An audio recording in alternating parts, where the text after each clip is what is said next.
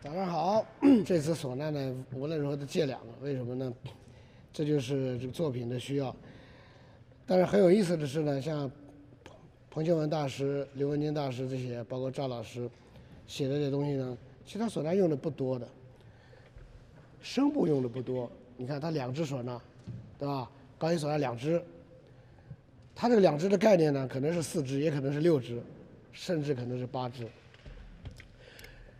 那么彭秀文老师呢，就是他的这个《秦兵马俑》写的开始，你看他都没有低音声的，那时候广播还没有低音声，只有中音声，啊，然后连次中音都没有，当时编制不是很大，所以当时写的这样。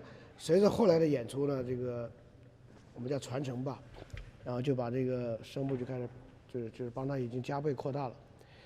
那么为什么像刘文京老师的这个《十面埋伏》，包括《秦兵马俑》，看上去唢呐不多，但却每次演出都要用很多呢？因为它里边它的写法上完全是按照传统唢呐吹的，对吧？像那个《十面埋伏》那个地方，当当滴当当当当当当当当当当滴当当当当当滴滴当当滴当当当当当，呀哒滴当当当当哒哒滴当哒哒滴当，这种是很民间的这种风格。我们从这些作品的这个安排上，和作品的时代感，也能感受到那个时代的作曲家和现在当今的作曲家的创作手法已经完全不一样了，啊，这个完全不一样了。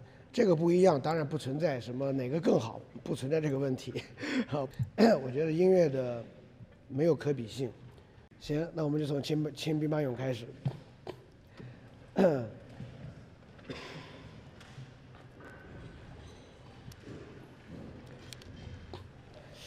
一开始是4小节，严格意义上说呢，就是小节数是5小节啊，其实是4小节。第1小节是一个情绪和气氛吧。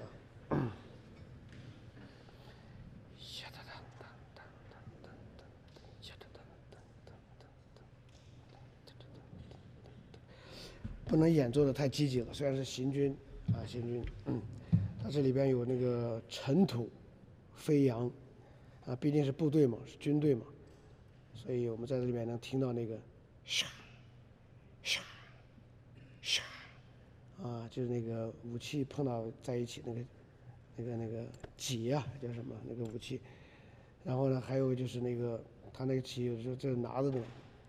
然后呢，这走的时候呢，会碰到身上的有纽扣嘛，纽扣也会碰到，啊，这个啊，把音乐把它形象化了。所以我们如果去掉第1小节的话，你们看后面的2、3、4小节，这个弹拨乐你们看一下，包括cello bass，对吧？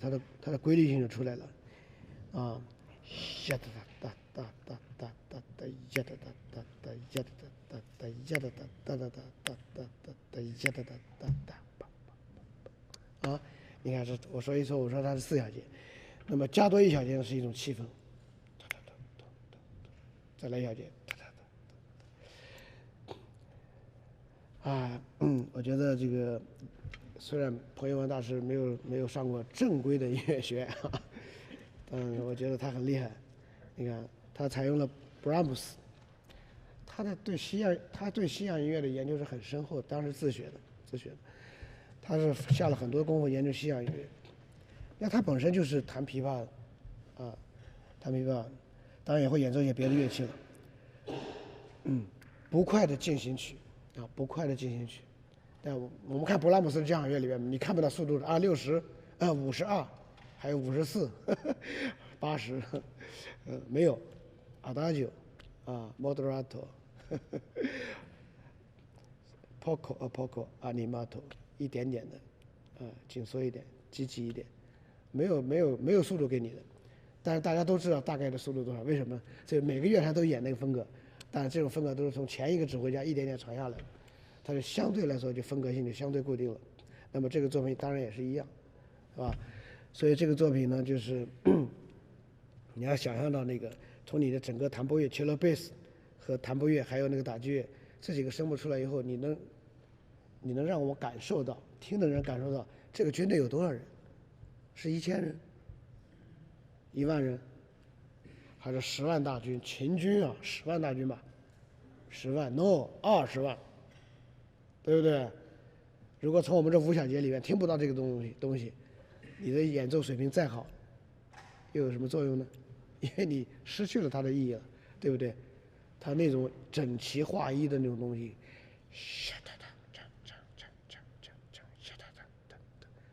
对吧？所以那个cello bass，嘣嘣嘣嘣嘣嘣嘣嘣，换音，嘣嘣嘣。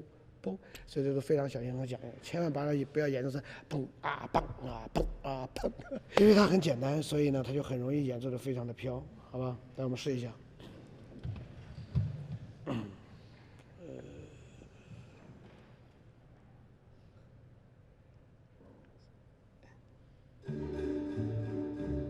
这个，那个茶上你打是吧？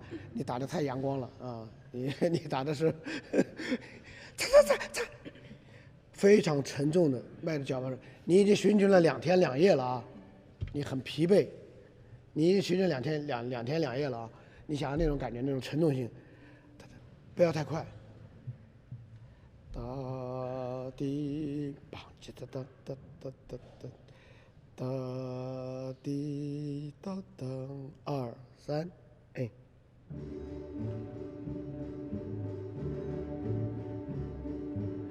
好，好。